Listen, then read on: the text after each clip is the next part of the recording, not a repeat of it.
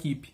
Agora a pergunta é: trocar de treinador garante a melhora do time? Vamos observar os times que já fizeram isso este ano para ver qual foi o resultado. Eu gosto sempre de pegar como exemplo os times que subiram com a gente o ano passado, que são o Cruzeiro, o Vasco e o Grêmio.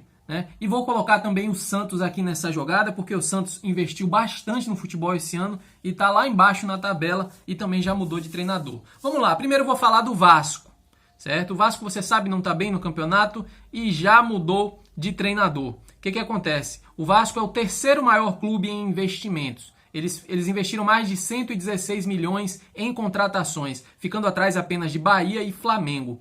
Então o Vasco começou o ano com o Maurício Barbieri, teve 43% de aproveitamento, como eu tinha falado antes, e depois foi demitido em julho. O Ramon Dias assumiu. Ele já tem 7 jogos e 38% de aproveitamento, ou seja, o técnico do Vasco atual ainda não conseguiu um rendimento melhor do que o anterior. Foram 7 jogos, 2 triunfos, 2 empates e 3 derrotas. Falar rapidinho aqui do Santos também, hein? O Santos está em 17º colocado e é o 4º clube que mais gastou em contratações. Já está no 3º treinador esse ano. E olha só, o primeiro treinador do Santos foi o Odair Hellmann, que deixou o clube em julho com 44% de aproveitamento. Aí assumiu o Paulo Turra. O Paulo Turra ficou apenas 7 jogos no cargo, com 28% de aproveitamento, ganhou apenas um jogo dos 7 que disputou. E aí o Santos contratou por último agora o Diego Aguirre, que chegou no dia 7 de agosto e já fez 4 jogos, 25% de aproveitamento, um triunfo e 3 derrotas. Ou seja, as duas trocas de técnico do Santos, a primeira pelo Paulo Turra e a segunda pelo Diego Aguirre, não funcionaram ainda. O Vasco também ainda não encontrou um treinador que trouxesse o resultado esperado. E agora vamos falar do Cruzeiro, O Cruzeiro, que é verdade, investiu um pouco menos, foi o 9º clube que mais investiu, foram quase 40 milhões de investimentos no Cruzeiro.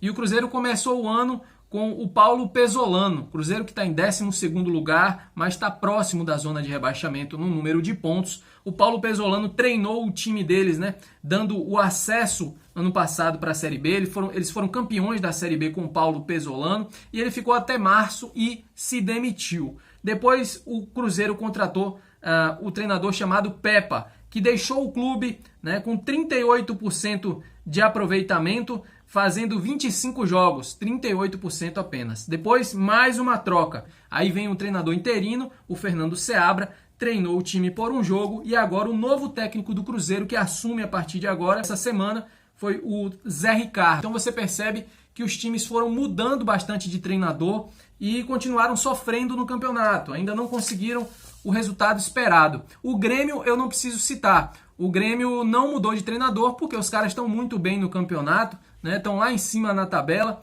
O Grêmio que gastou apenas 68 milhões em contratações, mas é o time que teve o maior prejuízo no primeiro semestre do Brasil, do Campeonato Brasileiro. Eles tiveram mais de 90 milhões de prejuízo, isso contando, obviamente, os salários muito altos praticados pela equipe porto-alegrense, a equipe do Grêmio.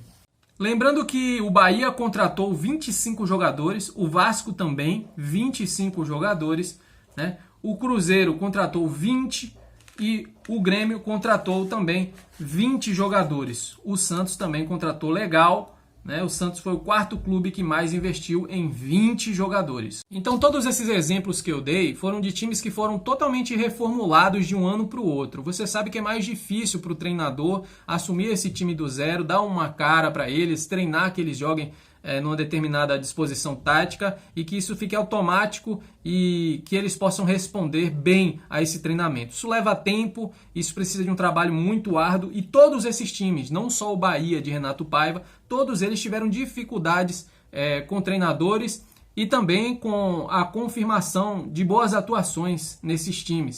E agora vamos falar de beiju. Você gosta de beiju? Aqui no Nordeste a gente tem essa expressão, Beiju é uma comida maravilhosa, feito de tapioca, mas quando a gente fala de beiju no sentido ruim, beiju é problema, e é problema ruim. Qual o beiju do Bahia? Seja quem for que assuma, Rogério Ceni, Barbieri ou qualquer outro nome vai pegar, este beiju aqui. E esse beiju aqui, quem fez não foi o Renato Paiva. Quem fez esse beiju aqui foi o Grupo City. Vamos analisar? Vem comigo. Se não deixou o like, por favor, lembre de mim, me ajude com seu like, muito obrigado. Se inscreva pra gente se ver sempre, Sacomé, né? Vamos lá, vamos lá.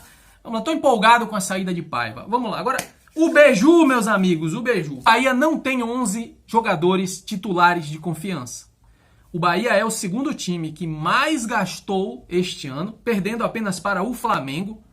E o Bahia não conseguiu contratar 11 jogadores titulares absolutos de sua posição. Eu vou explicar. Por exemplo, a gente tem Marcos Felipe no gol, Gilberto na lateral direita, Canu na zaga, Cândido na lateral esquerda. No meio a gente tem algumas opções interessantes, como Tassiano, Acevedo e Rezende na volância. E aí tem o Ademir, tem o Cauli, tem o Biel. Todos esses jogadores, eu citei 10 jogadores aí, são jogadores titulares, são jogadores de alto nível. A soma do valor gasto nesses 10 jogadores que eu considero os 10 titulares do Bahia são cerca de 65 milhões de reais. Ou seja, 50% do que o Bahia gastou foram em 10 jogadores que são de bom nível e que são titulares da Série A. E aí, galera, vem o grupo 2, vem os jogadores de classe B, jogadores que podem ser bons como reservas, mas não garantem um futebol de titular. Por exemplo, o próprio Vitor Hugo, que eu não citei aqui, né? A gente tem o Juba, que está chegando, chegou a custo zero, promete muito, mas talvez ainda demore para se adaptar. A gente tem também o Rafael Ratão, que pode ser um bom reserva, mas no momento ele ainda não mostrou que tem futebol para ser titular do Bahia, está em fase de aprovação. A gente tem o Cittadini, que também está em fase de aprovação. E aí eu não vou contar nessa minha lista nem o Juba, nem o Ratão, nem o Cittadini e nem o Adriel, porque nenhum desses 4 teve chance ainda de mostrar se foram ou não foram boas contratações. Então o Bahia tem 10 boas contratações e aí, meu amigo, vem o resto. A gente tem 12 jogadores que corresponde a 43 milhões do investido, 30% do investido, que não servem, na minha opinião, para a Série A. São eles: Jacaré, Everaldo, Mingote, David Duarte, Raul Gustavo, Marcos Vitor, Mugni, Patrick Veron da base, Iago Felipe, Diego Rosa, Matheus Bahia, Rian e o que foi emprestado, Joanes Chaves. Todos esses que eu citei, juntando com André, Cicinho e Matheus Claus, todos esses jogadores não têm condições de ser titulares na Série A. Não tem condições. Não temos um centroavante. Não sei se você percebeu, não citei centroavante entre os 10. Coloquei 3 volantes, mas não coloquei um centroavante. Porque volante a gente tem o Rezende e o Acevedo, ou o Rezende e Tassiano, e tem mais um deles para entrar no segundo tempo. Agora, na centroavância, quem que a gente tem? A gente tem Everaldo e Mingote, que para mim não servem nem para reserva. Essa é a questão.